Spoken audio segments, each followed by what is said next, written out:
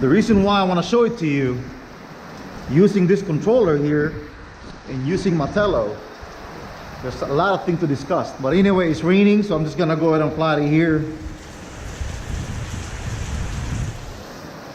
And you can see I'm not using the controller. Got myself a video here.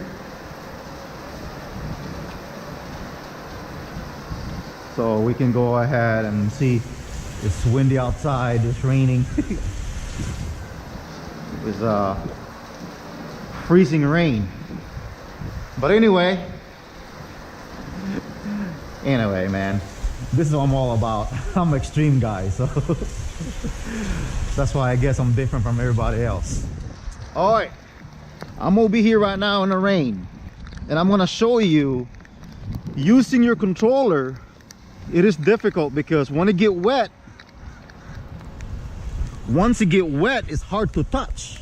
But we're gonna see how precise is the touch pad on this. So I'll show it to you guys. You can see, God, it's freezing.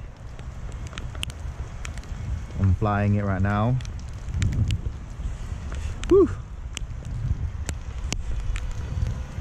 Okay. I'm gonna stop it for a little bit. And then I'm gonna do a flight mode. That's pretty cool. Let's do circles. Oops, doing circles. But I'm gonna show you what to expect when you're flying in the rain if you don't have no transmitter or a controller. And okay, got it done. So I'm gonna go ahead and do one more here. I'm gonna go ahead and do a fly away. Wow. Just quick. See, it's harder to touch now. Okay. So I'm having problem touching the screen.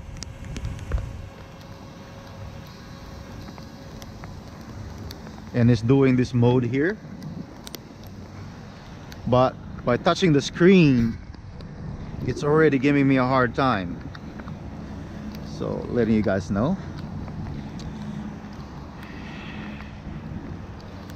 And then I'm gonna bring it back over here right now. Woo!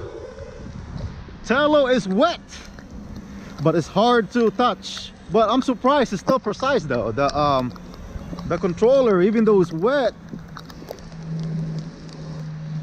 it's still very precise, but you can see the latency because of the controller is wet. But anyway, this thing still hovers. But I'm gonna go ahead and bring it in. Woo! Wow. And go from here. So this is definitely a DJI drone.